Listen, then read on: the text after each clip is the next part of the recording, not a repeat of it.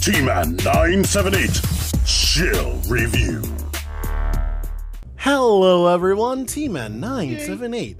Right now I'm bringing you a review for the most cheerful Marvel character out there from Mezco. You can always catch him sharing things like bullets and punches. It's only a rumor, but I hear that his kindness kills people. Anyway, it comes in this plastic right there like they usually do.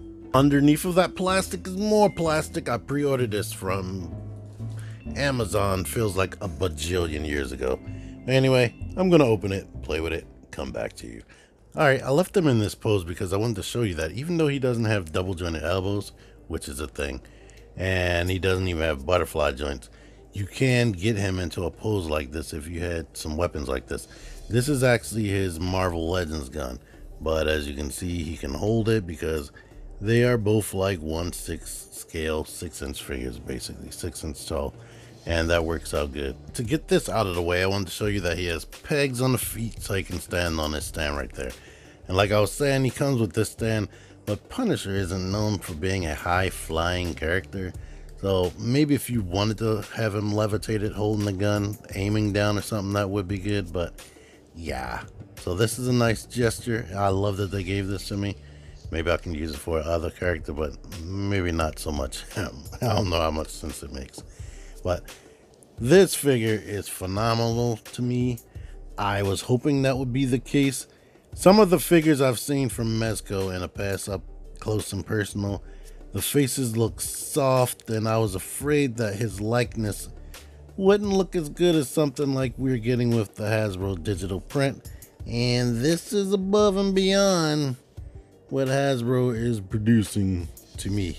This looks like a little Hot Toys to me.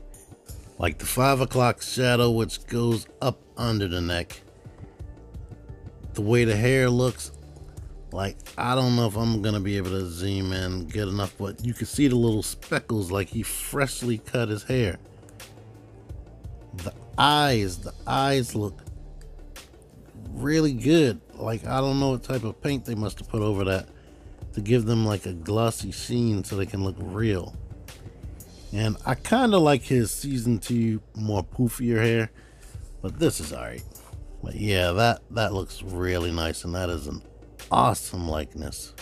To switch out heads, just pop it off right there. He has one of those long necks. Put on this head.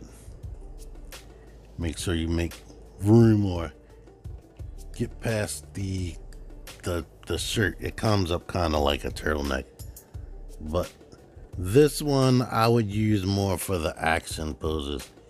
I would use this for like just standards, sitting around thinking, but when he has the gun and whatnot, this one looks a little bit more mad to me. I don't know, with the mouth open, or maybe I'm just looking to see that. But as you can see, he has the gashes and cuts and scrapes. His face was constantly bruised up and cut up on that show. This is like being nice to him, really. Same detail rings true over here. Now if you wanted to pull this down a little bit, you can see they kind of molded in an area for his Adam's apple and whatnot, that little dimple under the bottom. Before I go into articulation, I'm going to let you see his basic non-suited up version. He does have all the pouches and pockets sewn on. He has the knee pads right there, or the padded knees. The boots are nice. This belt actually moves. I thought it was actually attached to his pants because I couldn't get it to move at first, but later on when I did that pose I had him in at the beginning, it moved up. He does have this seam, and the pants and the shirt are one piece, just like Blade, so the pants won't be falling down and whatnot. But let me let you see this too. He does have this like paper wrapped around his arm to protect it. When I went beyond this, you could see that the black dye in the shirt did bleed on his arm. With my Blade figure, maybe because he's dark skinned, none of this happened. So I'm debating on whether I actually want to take that off. I think I'm gonna leave it on because I don't know. This figure, or these figures, just seem like an ACBA artist's wet dream, because there's so many options. You can have them like this with the vest, or with the jacket on and the vest, or just with the jacket and the shirt. It's like the options are limitless. I thought he wasn't going to look right without the vest, but Jon Bernthal wasn't all that beefy. He was in shape, but he wasn't like super huge. But let me get into the articulation. You've seen the neck. It does all this for looking up about that much, looking down, and the head tilted and all that. The shoulders are just on the hinge outward, so he can do that. And he can rotate around, no problem. This material that they use is crazy. He has the single jointed elbows, as I warned. They, depending on how you bend it, it almost looks like 90 degrees, but not really. But these universal wrists really help when it comes to him not having a butterfly joint or double jointed elbows and bicep swivel. But he does have the swivel at the elbow. He has the diaphragm joint that rocks a little bit to the side at the top. He goes back that much, comes forward, but then he has the lower abdominal joint that you can combine with the top, so you can get tilts left and right. And you can come in decent enough. And of course, rotate and all that at the top and bottom. So that's awesome. I really like that. Now the legs or the hips, they're kind of the same hips that's on Blade. Or no, actually, yeah, Blade and the Joker. I kind of feel like Blade's hips are better. So it's more like that Joker I just reviewed. So they go out that much, have no risk of ripping the pants right there for me. He does have a thigh rotation or hip rotation right there. The legs can kick forward, but they're sort of like the Joker. Since the crotch is covered, I wish they would have molded it different. Now I am able to get that straight out, so that's good.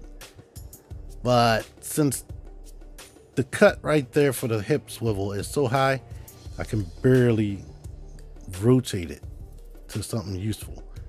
When you bend the knee, it looks like this knee cover is high, but when you bend it, the knee ends up being right there. Amazingly, that's like friggin' magic. There isn't too much swivel right here, but the foot is on a swivel because I believe it's on a ball joint or double ball post, which gives him an excellent ankle pivot right there. Go back, you can come forward. The widest stance I can get with both feet flat on the floor. And before I put his jacket on or anything, one thing is annoying. He does have like some type of hard residue on the shirt right there. So I don't know if it got too hot or something spilt on it. So that is kind of annoying.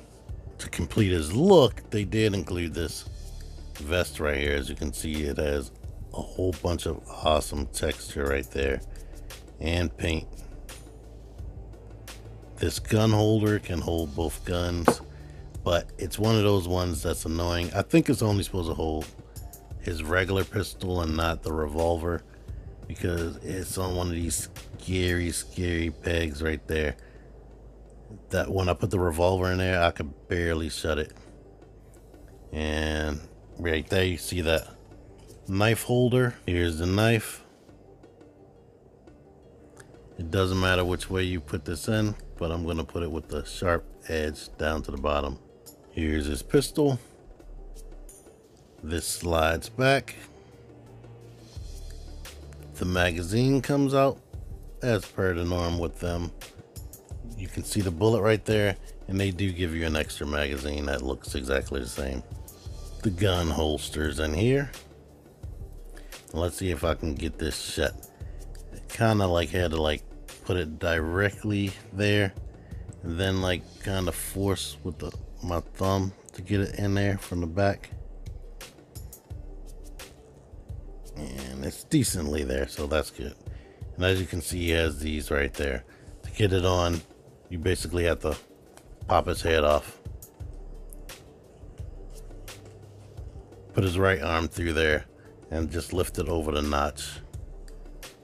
And of course, just peg these together on top of there. Without the jacket, he still looks good to me.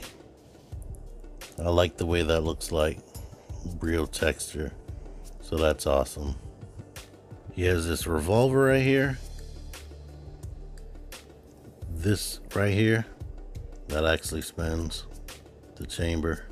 If you don't know, you just pull the hands forward and plug them onto the peg. Nice and easy. He does look good holding his guns, and the trigger finger does go into the trigger area for both guns. Both guns can fit the blast effect right here that has the bullet coming out. So we're gonna put this one here.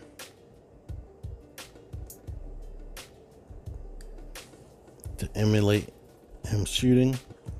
And then he has this effect right here to emulate him shooting in a wave position, like drap. I'm gonna demonstrate the cup hand right there, but of course, like you saw at the beginning, with a more assault rifle type gun, which he doesn't come packaged with, you can use that as well. Here he is wielding the knife with the knife wielding hand. You can have it in either direction if you want. Last accessory before the jacket, here's this Gatling gun right there. It actually does rotate, and you can actually attach this effect to there. If that makes any sense to you, maybe he's waving it that way or whatever. Or you could put the single one in there. It has like dry brushing and whatnot all over it, but it's mostly black. It does come with this right here, the bullet belt, or whatever you call this thing. It's just a pliable plastic material right there. Here he is wielding this thing. Now, I'll be honest with you, I wish he did come with a face that had like his mouth open, yelling and whatnot, because he's kind of like, he's looking tough with both of these faces, but I wish he had a face where he looked more vicious, like he's actually attacking. That's one thing that disappoints me with a lot of action figure lines that have multiple heads, or just one head and the head just looks indifferent. Now, it's a good likeness, but you want to put these things in action poses, so give us an action face. I wanted to demonstrate this. This jacket does not have a zipper on it like Blades, so you can't zip it up. It's a nice material. It feels soft, and when I put this on the first time, I hope it happens this time, it went on like a freaking dream. I was like in disbelief. I thought it was going to be a nightmare, but it just, boom, it just goes straight on. You have to take his fist off, but it goes straight on like, that is awesome. I hadn't mentioned this, but naturally the vest stops him from having that upper ab articulation. So, or upper torso, I mean, but you still get some rock down here. But that is definitely hard. I mean, you can bend it, but you can't really see it anyway because he's armored up. The jacket does have bendy wire in this part of it. So the way it is kind of weird. I wish he had it in the bottom too as well. And I wish it was in the collar, but it's not. But the collar doesn't really get in the way of anything. Not too much. You see how easy I just moved that out the way. Overall, end of the day with this figure, I really like it. Satisfied. I don't really have anything to complain about besides this thing not wanting to shut when you put the gun in there. I think the gun gets in the way of being able to close the peg off. There's a blemish on one of these hands. I can't remember which one. Yeah, this fist has like a little dot on there, but that's circumstantial. Anything else I will have to complain about, it's not really a complaint, it's just being nitpicky or greedy. A more actiony face would have been awesome. Double jointed elbows with a bicep swivel would have been awesome. Anybody who's collecting Mezco, you probably would know even more than me. You would expect, you know what to expect with some of these. So I guess look at If you're putting one of these on pre-order, look at the poses that they put them in. If you don't see a double jointed elbow bend, then it more than likely doesn't have one. But other than that, without this vest on, the articulation is still great. And you saw me getting him into poses, so I'm not going to complain too much. So like I said, nitpicks. The sculpt on the face is outstanding. The detail is outstanding. The accessories are freaking outstanding. And I'm happy to show this off. The articulation with the jacket on isn't really hindered either. Here he is next to the Marvel Legends version of this character. And as you can see, the face kind of looks like Claude from Grand Theft Auto 3 now. It looked good when it came out, and this is the more of the haircut I wanted. But that's how much taller than the Mezco he is. This is Daredevil, or Marvel Legends Daredevil. They're close to the same height. Here he is next to my Blade, and Blade seems to be taller. He is. He's around the same height as that Marvel Legends Punisher, so yeah, there you go with that. So it is fun that they're not the same exact height. They don't share the same boots. Boot sculpts is completely different. Their jackets are completely different and whatnot, so yeah. And just for giggles, Blade's sunglasses seem to work with everybody. Here they are on Punisher. So there you go with that. Almost forgot to put them near a more standard Marvel Legends figure. Everybody should have this mold. This is the PS4 Spidey mold, which is also Iceman and several other figures.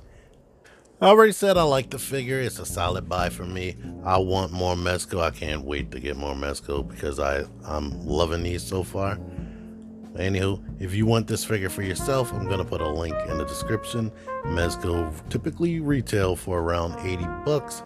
If you're lucky, depending on the character, you might be able to get some for less than 80. I think I've seen this Blade for less than 80. Don't pay more than 80. Unless you really, really want this thing. Link in the description. And if you don't want this specific figure, search for other stuff and purchase it, and it helps out my channel if you want to do that.